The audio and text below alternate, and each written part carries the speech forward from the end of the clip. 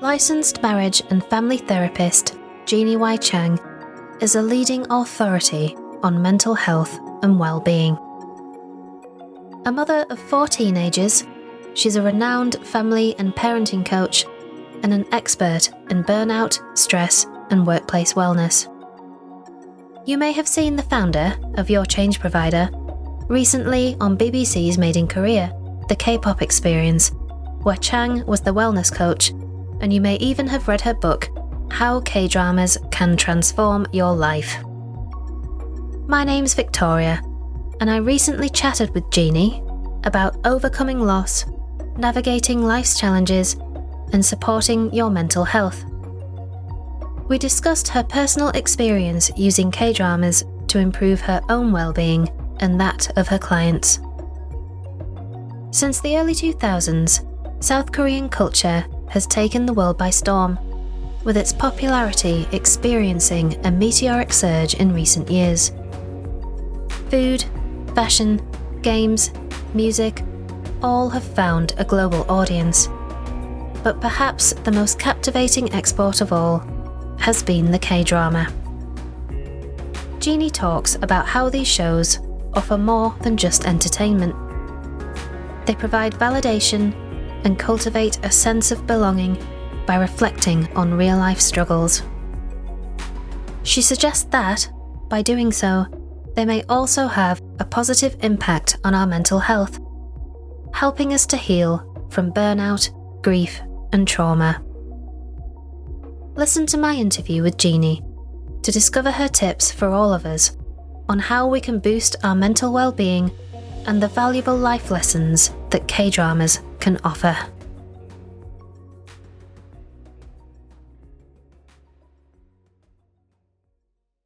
Jeanie Chang, thank you so much for agreeing to chat with me today. It's an absolute honour. Yeah, happy to be interviewed. Thank you. Could you please let our listeners know a little or a lot about yourself, your background, the work you've been doing with the boys on BBC's Made in Korea, and of course, your new book, How K-Dramas Can Transform Your Life? Yeah. So a little bit about me. So I'm a, by training, licensed mental health clinician, specifically licensed marriage and family therapist. So my focus overall is the family, or I say the system, like a systemic kind of perspective. So besides the clinical part of things, what I do, I specialize in workplace mental health, so workplace culture. And I also have a specialty in grief and trauma. So you can imagine how busy I've been the last 4 years since the pandemic. And then about 80% of my work now has shifted over to educational workshops and speaking in universities, speaking in corporations and nonprofits to promote workplace well-being, workplace mental health, and then address things like stress and burnout and resilience, and even talking about grief and trauma in the workplace. So I really enjoy doing that because I reach a bigger audience to talk about something like mental health, which isn't easy. You know, we've made a lot of strides, particularly in the US and even places like the UK talk about it a lot more than Asian countries, for instance, but there's still a stigma. So that's been a big part of my work, breaking through that stigma. And that's how K-dramas came into play, actually, because before the pandemic, before it really went global, I watched K-dramas for my own self-care. And that's probably why it came out very authentic when I just naturally brought it into my work, just because they were helping me. And they helped me, in some sense, even cathartically cry and express things in the privilege of my own home where I could do that, right? And my work is not easy, but I also tell people, we normally don't express these emotions on a daily basis because we're working. It's not like you can sit there crying at the drop of a hat at work, or if you feel like you watch a scene and you want to have this good laugh, like slapstick humor. We don't tend to laugh that way, but K-dramas bring all that out.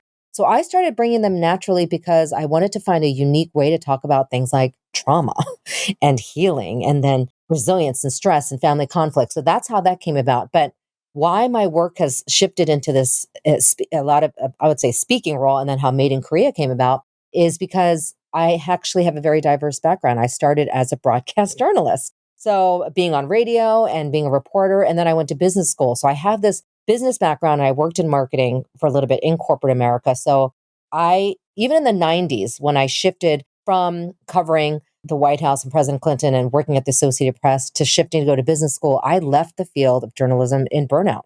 But back in the 90s, nobody knew what burnout was. let alone me. And so the whole time I was thinking about my well-being, and that's my work is very passionate because in the 90s and now it's grown and we talk about it more, but I left a field as a young 20, mid 20-year-old, 24-year-old thinking, oh my goodness, like I can't work like this. So I talk about my own story because now, and then after going into being in business for a bit and really getting a handle on what the workplace is like, I'm like, you know what? I need to change the workplace. So I decided to start from scratch in my early 30s. Now, back in my early 30s, I'm 50 this year. I was like the oldest person in graduate school when I went back to graduate school for marriage and family therapy. But it's so funny now when I treat lots of professionals, I'm like, wow, 32 was young when I just remember being the oldest one in grad school back then. And they were like, oh my God, and I was a mom. And so they're like, oh my God, you're a mom and you're in graduate school. But now people are getting their PhDs in 60. So that's a lot of my work, encouraging people to pivot when they need to pivot, if they have to pivot. And so K-dramas show a lot of those stories that we really resonate with. And then Made in Korea came about because UK folks were looking for actually, obviously, a clinician, somebody who kind of knew their work. So I'm a coach, executive coach as well, a wellness coach, and also a clinician. And they were like, we found you. We literally were searching, but what we liked was the fact that you're comfortable on camera because I am on social media. I also do a lot of workshops. So that's kind of cool that's how Made in Korea came about, specifically because of my diverse background and feeling very comfortable being on camera. It was a very different experience though when you're being recorded doing like sessions, right? Than not being recorded. So I was like, oh my gosh, this is like 5 cameras on me. But I really enjoyed that experience. And I got to do like wellness coaching, like what I do in real life on camera. So it was a little surreal because I had to pretend the cameras weren't there so I could really do my job. And that's what they barely guided me. The crew and cast and crew and the directors were like, you know what? Do your thing, be yourself, do what you do in real life, and it's just going to be recorded. So I was like, okay, let me just weed out the fact that I'm under all these lights and cameras. And the boys were the ones that actually helped me. Believe it or not, when I first met them, I go, boys, I'm nervous. You've already been filming for a little bit. Yeah. And I kind of turned to them going, they're like, Jeanie, you got this. No. And so they were like, just ignore the cameras. They're going to be in your face, but you just look at us. So they made it easy. So they life coached you before you life coached them. Oh yeah, totally. They were like, just ignore them. They even said, yeah. And then the lights are going to feel very stark. And I was like, oh my God, they do feel stark. Right. And then you see every little, I was cringing looking at myself. I'm like, oh my God, I could have done my makeup better. But anyways, that's how Made in Korea came about. And that was the latest project I did earlier this year. That was actually my first time being an on-camera wellness coach. So coming back to K-dramas, I love bringing them in, and I will bring them in to corporations like Google and say, hey, by the way, let me show you a K-drama clip so we could talk about what this looks like in the workplace. And you see a K-drama clip, doesn't matter what the audience is. I've had all range of audience, folks who've never seen a K-drama to some folks who have watched one or are like seasoned watchers I will find some emotion coming out of them going, oh my gosh, I don't know this story, but it resonated because what they're resonating with, and which is why I connect them to mental health, are the emotions of the characters. Firstly, I just want to say that your makeup looked amazing on television. I did it myself. I was like, oh my God, let me put lots of powder. No, you look, honestly, you look great. So here goes my first question. For those uninitiated into the world of K-drama, can you describe what a K-drama is, just for those completely not in the know? Yeah. Well, simple definition of a K-drama, which is short for Korean drama, is a Korean language television show. So they are speaking the Korean language, and that's why people use subtitles from all over the world. And so some people have actually said, oh, like a soap opera. I'm like, no. Because a soap opera is long running. Korean dramas are short. They don't go past season 1. Actually, it's very rare. Sometimes, like Squid Game is one of those, but you can count on your fingers how many season 2s there are. But it's one season, usually lasts about 9 episodes to anywhere from like 20 episodes, and that's it. And yeah, and there are now, I want to say, thanks to streaming services, they are all over streaming services, hence why people will see what they are, but not know what they are. So that's the simple definition of a K-drama. Thank you. And what is it that sets K-drama apart from other TV shows and films? So when I wrote the book, I asked this question of a global audience, from the UK to the Americas, right? To the Western folks, to the Asian folks, to Australia, saying what sets K-dramas apart? And what really sets it apart is, I don't want to kind of diminish the work of Western television, but the focus is not the plot. Like what's going to happen next. The focus is really on the characters, the people. So why that resonates is at the end of the day, people relate to people. It's not like we're really relating to a plot. We might understand the story and go, oh, that's happened to me. But what we're really watching is someone crying over a loss or grieving. Or what we're watching is someone laughing because they, found something so funny. We resonate with the universality of emotions. And mental health, the definition is your emotional well-being, your social well-being, so interactions with people, and then your psychological well-being, how your brain is impacted by things in your life. So I bring that definition in because a lot of that emotions is the core of like what we feel. And I even say we think about mental health more than we know. So Korean dramas, because they're centered on character and the character growth, we or people relate to that growth. And it might be a story that none of us relate to. Like, for instance, it's a drama. So half the time it's a little bit far-fetched. I'll be honest. We'll be like, okay, that doesn't really happen in real life, but doesn't matter. We can overlook that because what we see happening is how the characters address it through their own resilience or conflict and honestly some trauma or like some, self-conflict and then conflict with people. All of that is universal. And that's how we deal with real life. So that's what K-dramas do very well and sets it apart from other, I would say, Western television, if I'm going to compare. But then here's another thing I want to share about Korean dramas. 99% written by women. So when, unlike Hollywood, where it sets apart where they're really focused on the male gaze, this comes from the female gaze. So what we're watching is, of course, females do a good job with displaying emotions. So they're writing these characters and grippingly showing men crying in a K-drama. And women and men have told me how refreshing it is to see a Korean drama and see these plethora of emotions, the spectrum of emotions also from men. And that's refreshing because we don't really see that elsewhere, but you can see a grown man bawling his eyes out in a Korean drama. And that's healthy to see because that's real life. We know that men cry, right? And also it helps men who can't cry, who struggle because they think, oh, men can't cry. Men shouldn't cry. Oh, got to be strong. That's just not realistic. We're not robots. So I always tell people it's nice when you see a K-drama and you see someone expressing emotion, you feel validated going, oh my God, that's how I feel too. I want to cry or kick the wall. So that's a lot of what sets it apart. Yeah. Yeah, that's so insightful. I think I've watched Squid Game and I've watched Parasite and Train to Busan is, Yeah. oh my gosh. Yeah, But I need to expand my knowledge of K-drama because it's exactly the kind of thing that I that I really, really love. I found a lot of therapy in films and TV. Like you say, when a character is really well developed and you can relate to them, it really helps you, doesn't it? That's exactly right. So I love that you said that. And I always tell people, because at the end of the day, I am a therapist, but I tell people, hey, I say K-dramas are therapeutic, but they are not therapy. So in my book, I make it very clear. I am here promoting how K-dramas help us. But I go, but my book, or just when I tell people, hey, but just so you know, my book is really about mental health. I'm just using K-dramas to show you what mental health looks like. So how K-dramas do so well is when you're seeing somebody. For instance, let's talk about grief, which is one of the biggest topics in my book and also a big thing that we see in Korean dramas, the loss of persons, but the loss of jobs and relationships, that's all grief. And you see someone dealing with that and you see it and you learn from them going, oh. So you're watching a story that's not yours, but we relate. And that's the process. It's a therapeutic term. And I explain this in my book called externalization. We are able to externalize someone else's story.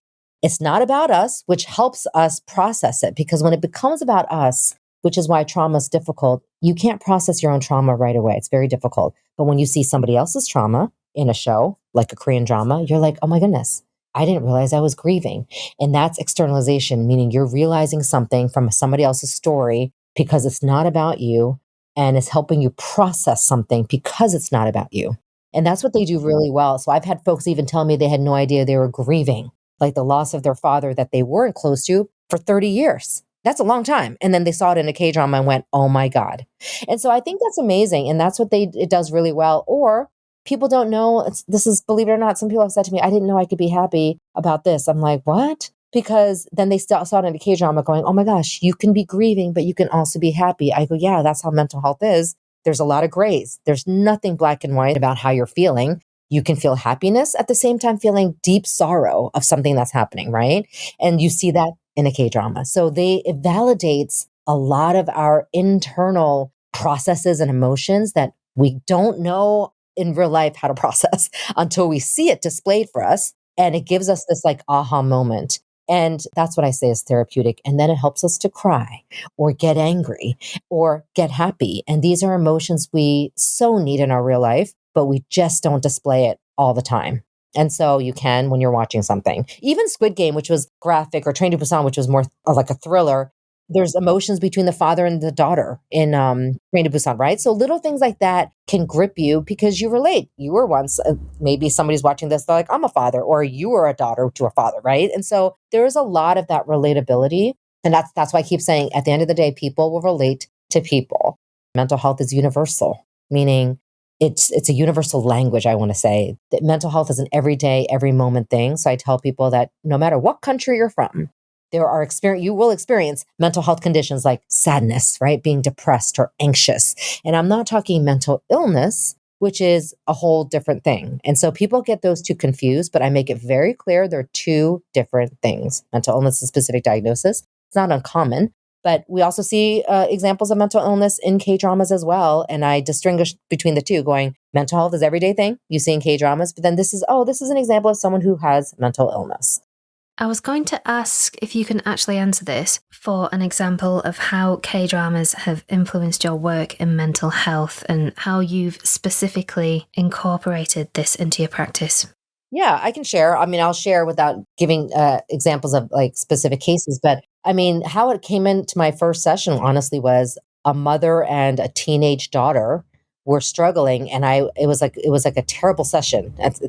Therapy sessions can go bad, right? And I was sitting there going, "Oh my gosh, this is not going well." It was like a screaming match, and then I literally brought in an example of a Korean drama, and they just both stared at me. I go, "Oh, well, this Korean drama, you might want to watch it. Actually, it's on Netflix." And I said it very casually, going, "The reason why I'm bringing this up to you is it's kind of like you both remind me of just the father and daughter in this K drama. It's not mother and daughter, but you might relate to it." So I kind of assigned it as homework to watch. So I brought it in naturally for, again, externalization, watching somebody else's story. And it's not you, but then you can watch it and go, oh my goodness, yes, I am like this dad, or oh my goodness, I'm like this teenage daughter. So that's how it first came about. But generally speaking, people have told me, even on social media, which is their public comments, or people, when I'll talk about a very global K-drama like Crash Landing on You, it's huge in 2020. That's probably what catapulted a lot of people in the midst of the pandemic to K-dramas, where they're like, oh my gosh, what's Crash Landing on You? Well, Crash Landing on You was mainly about a romantic story, but there is grief in there. And I used an example of that story of grief and how the mother of an adult daughter helped her daughter through her grief in such a good way. And then I just pointed out how she did it. And what I said was, by the way, grief is very difficult. When you see somebody grieving, you don't know what to say. Sometimes it's like, I'm sorry for your loss. Or you feel like you need to do something. What the mother did so well to her daughter, said, okay, I want you to get out of bed. I know this is hard, but it's okay. You just take your time grieving. I am going to be sad with you. I'm here for you. I'm here.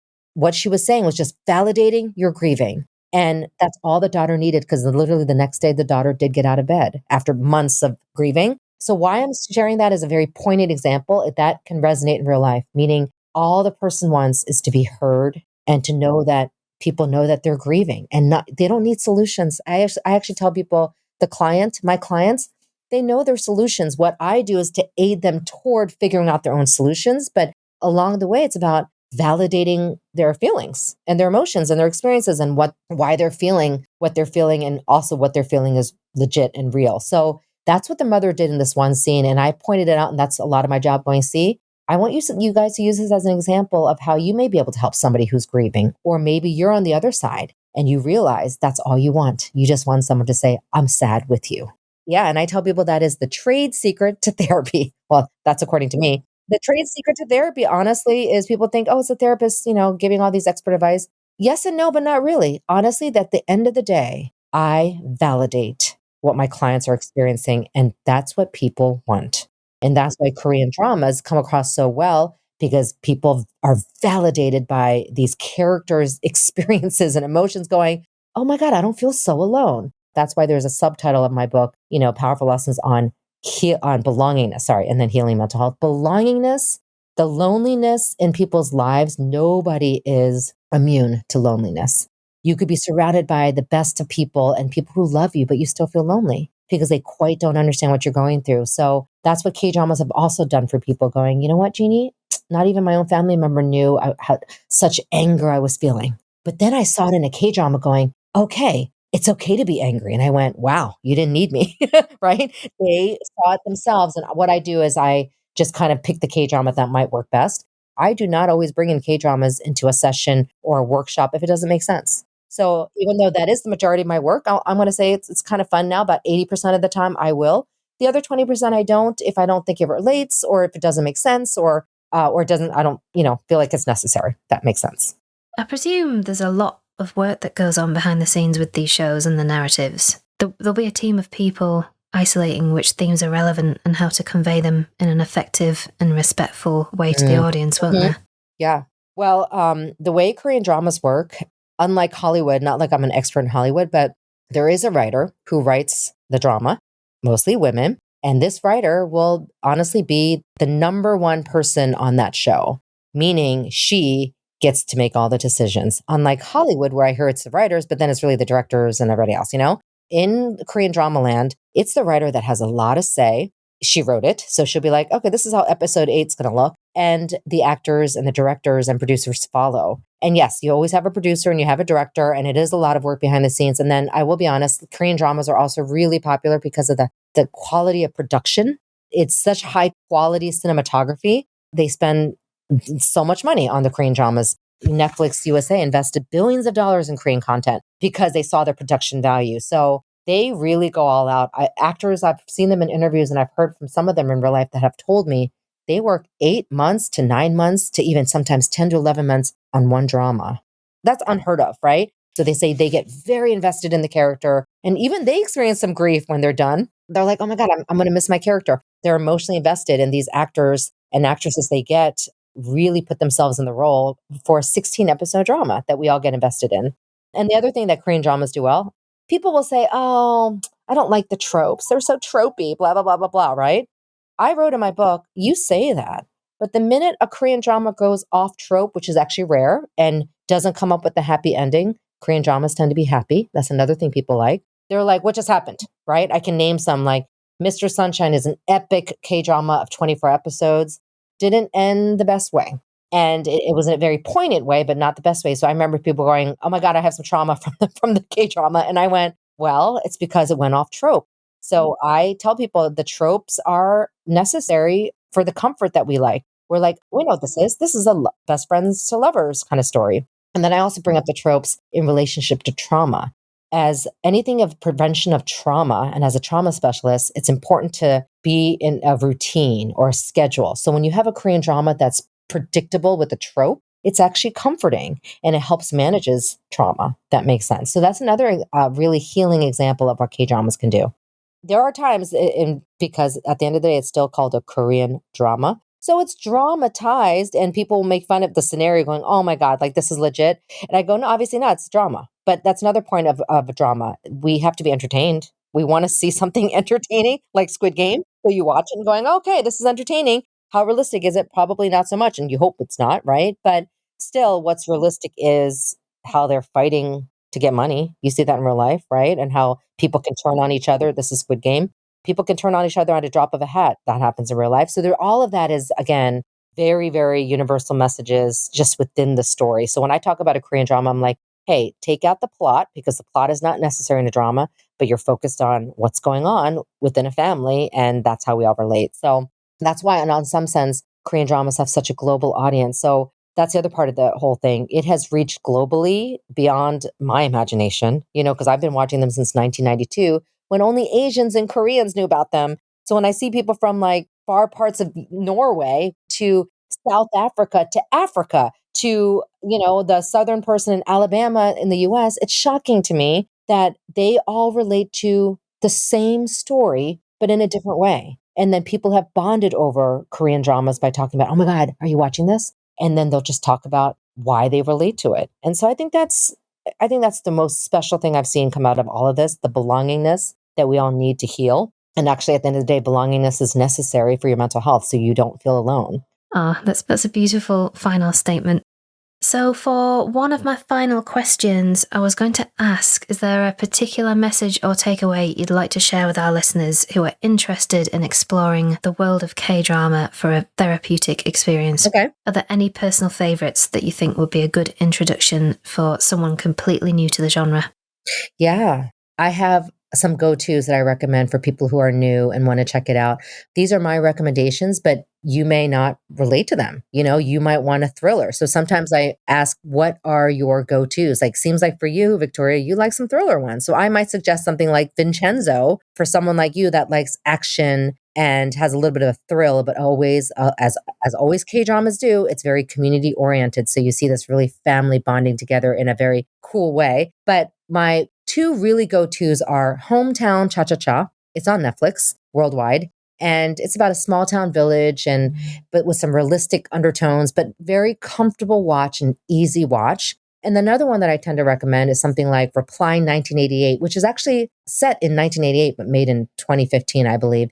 And it's really focused on the family, a slice of life drama, seeing friends grow up together and moms and dads in the same neighborhood being very close. And people like to see that too, like a very neighborhood kind of feel. And then another one that I tend to recommend for historical drama, the Korean dramas also show historical fiction, if that makes sense. For instance, like the Japanese occupation of Korea, which was a huge part of our history, is shown in Mr. Sunshine, which I just brought up. That's an epic drama that literally won a bunch of awards, but it teaches you not only about history in obviously it's a fiction story, but it's also a beautiful love story. And it gives you a first glimpse of how beautiful a historical drama is that's set in 1910. So those are my three go-tos. There are some funny ones, but then one go-to for mental illness. If folks who feel like they're alone because they have a mental illness diagnosis is Daily Dose of Sunshine. So there's a Daily Dose of Sunshine, and this K-drama is set in a mental institution, a psychiatric hospital. And it was really, really mind-boggling to see how the staff was working with the patients. But what was very, very validating is seeing how everyone got to where they were in that psychiatric hospital. And there were just a plethora of stories that they shared, which shows you it's not just one way of getting diagnosed with mental illness. Does that make sense? So that's just my go-to. If I'm like, do you want to see what mental illness looks like? This is a great drama that breaks through that stigma. Korean dramas, how they do, I will have some people who actually went, I'm never going to watch one. And then they became the biggest fans because they grip you in with not just the storytelling, but the aesthetics too. They're good to look at. The actors are beautiful and it's pleasant to see. And that's actually very helpful for our mental health too. There's no sexually explicit scenes besides Squid Game, which is actually very rare. Almost all K-dramas are rated PG or even G rated. That means that they show no nudity, no explicit, curse words, nothing. And that's very pleasant to watch. And necessary, actually, because people are like, yeah, I know that I'm not going to even see, sometimes they're not even kiss scenes by a couple in love until the last episode, which people are like, oh my God, they're finally kissing. And that sounds so funny, but you get used to the G-ratedness of a K-drama and it becomes very innocent. We all become innocent when we're watching it. And so I think that's really important. Yeah. So I tell people that if you want to see something that's not explicit and will kind of go, oh my God, that's a very graphic scene, then watch a K-drama. And my final question, Jeanie, before we say goodbye is, although we said that K-dramas aren't really about the plot, if you could create a K-drama based on your own life, what would the plot be? I think the plot would be, I think I would actually have lots of women relating to my story.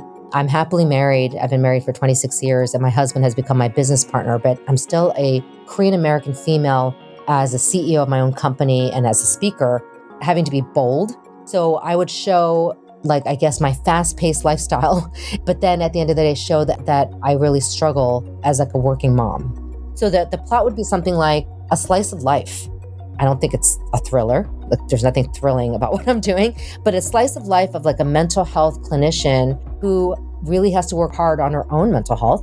Not a lot of therapists share that, but there's no way I could treat somebody for trauma if I'm not taking care of myself, right? So that's another reason why I really turn to K-dramas and I make sure I take care of myself. But a slice of life of what it's been like to grow from a journalist to a working mom of 4 kids to now adult kids, but then now a CEO of my own company that's global and having to finagle through still a male-dominated world, So that could be some of the comedy. I'm very funny, so I think I like to see a slice of life with some comedy mixed in, and I think it'd be very relatable to women. So that's what I would want to do, is to reach out to women out there to encourage them that you can still follow your passion. And 6 years ago, when I told people, yeah, I use K-dramas in my work, I had some clinicians that actually turned to me and said, what? That's weird. So I had to break through a lot of that going, well, okay, you may think it's weird, but it makes sense to me. And look at me now, I have a book on it. So part of me is like, haha, I told you so. No, that's not what I say. But that would be the comedy where people make fun of you and kind of, that's what happened to me. And then now I have this book. So that's what I mean by slice of life, showing somebody's journey. And I stay rooted in my core values. And I feel like that could be displayed as well. So not like this, not the Squid Games like you like, but a slice of life.